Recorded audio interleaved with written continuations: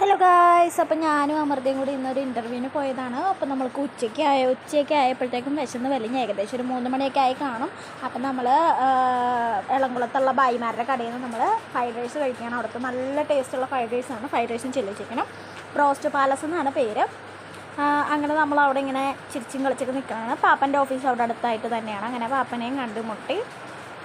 അങ്ങനെ നമ്മൾ കുറേ നാളായി കോക്ടെയിലൊക്കെ കുടിച്ചിട്ട്, അപ്പോൾ കോക്ടെയിൽ കുടിക്കാനൊരു കൊതി.